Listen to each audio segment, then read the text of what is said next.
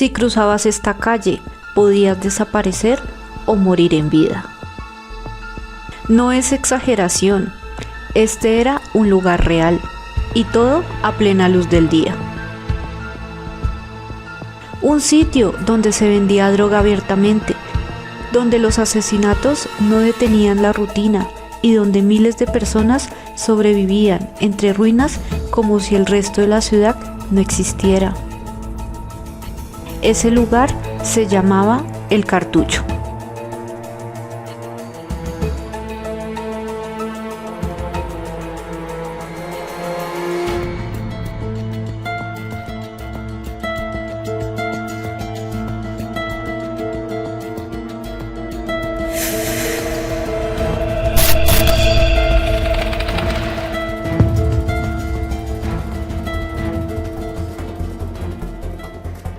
Oficialmente era el barrio Santa Inés, estaba a pocas cuadras del corazón político del país, pero durante décadas funcionó como un territorio aparte. Allí las reglas eran otras, o más exactamente, no había reglas.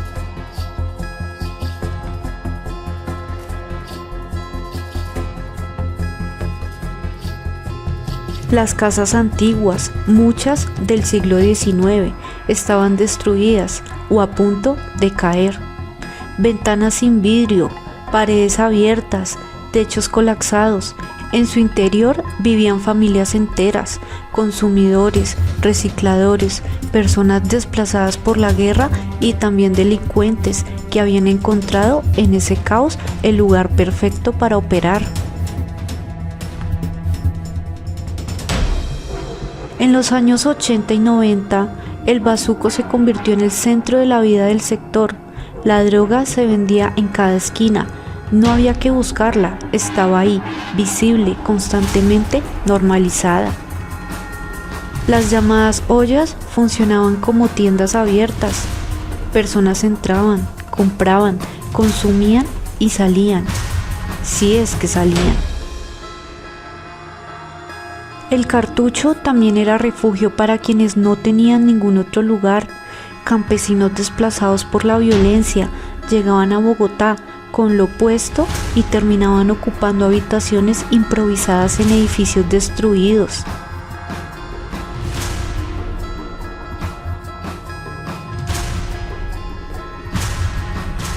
El sociólogo Alfredo Molano Bravo documentó cómo familias completas quedaban atrapadas allí, incapaces de irse, rodeadas de consumo, violencia y pobreza extrema. Para muchos niños ese entorno no era extraño, era lo único que conocían. Las calles estaban cubiertas de basura, escombros y restos de todo tipo. El olor era permanente, una mezcla de humedad, descomposición y humo. Animales muertos podían permanecer horas o días sin ser retirados. Y aún así, la vida continuaba. Personas cocinando en fogones improvisados, carretas de reciclaje entrando y saliendo, niños consumiendo entre consumidores, gente durmiendo en el suelo. Testimonios recogidos por prensa como El Tiempo describen asesinatos que ocurrían en plena calle mientras otros seguían caminando alrededor como si nada. No era indiferencia, era supervivencia.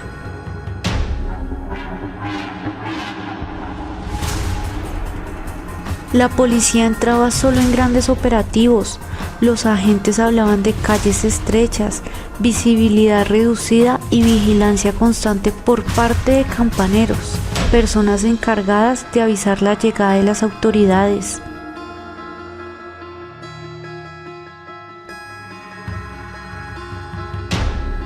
En segundos, el sector podía reorganizarse para ocultar armas o droga. Reportajes de Noticias Caracol y Noticias RCN muestran a periodistas avanzando con escolta, rodeados de miradas hostiles y un silencio cargado. Entrar no era difícil, salir sin problemas, sí.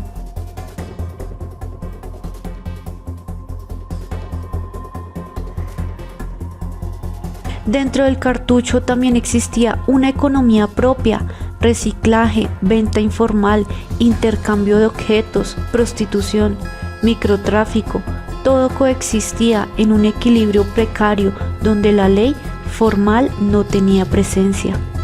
Había personas que llevaban años sin salir del sector, algunas porque no tenían a dónde ir, otras porque el consumo las había aislado completamente. Trabajadores sociales reportaban casos de niños sin registro civil, adultos sin documentos y personas que prácticamente no existían para el sistema. Pero no todo era violencia abierta. También habían rutinas, relaciones, incluso cierta solidaridad entre quienes compartían ese entorno extremo.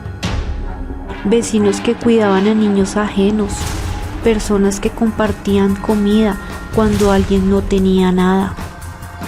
Redes improvisadas de apoyo entre quienes estaban igual de perdidos. Eso lo hacía aún más perturbador.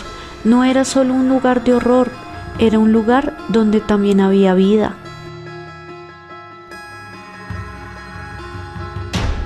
Con el paso del tiempo, el cartucho se convirtió en símbolo nacional del abandono urbano.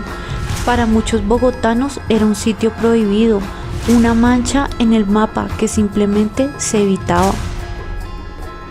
A finales de los 90, el gobierno distrital tomó una decisión radical: borrar el lugar.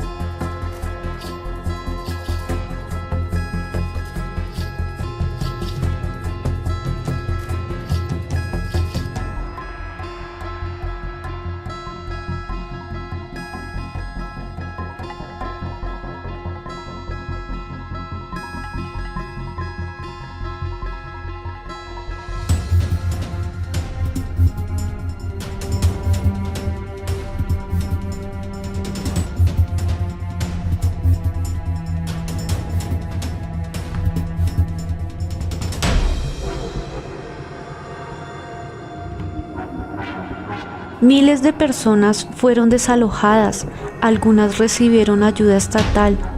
El problema no desapareció, se movió. Las excavadoras demolieron manzana tras manzana. Bajo los edificios derruidos aparecieron estructuras improvisadas, túneles, acumulaciones enormes de basura y restos de lo que había sido una comunidad invisible durante años. En el mismo terreno se construyó el Parque Tercer Milenio, inaugurado en el año 2000 por la Alcaldía Mayor de Bogotá. Un espacio amplio, abierto, limpio. Hoy miles de personas caminan por ese parque sin saber que debajo hubo casas donde vivieron decenas de personas hacinadas, calles donde la violencia era diaria y rincones donde muchos desaparecieron sin dejar rastro. El cartucho no terminó porque se resolvieron sus causas, terminó porque fue demolido. Pero sus habitantes no desaparecieron, solo se dispersaron. Ese lugar existió durante décadas en el centro de la capital. Y durante mucho tiempo fue lo más parecido a un territorio sin ley que había tenido Bogotá. Hoy es el Parque Tercer Milenio, pero debajo hubo otra ciudad, una que la mayoría prefirió no mirar y que durante años fue imposible de ignorar. No olvides suscribirte para seguir recordando historias tan impactantes como esta.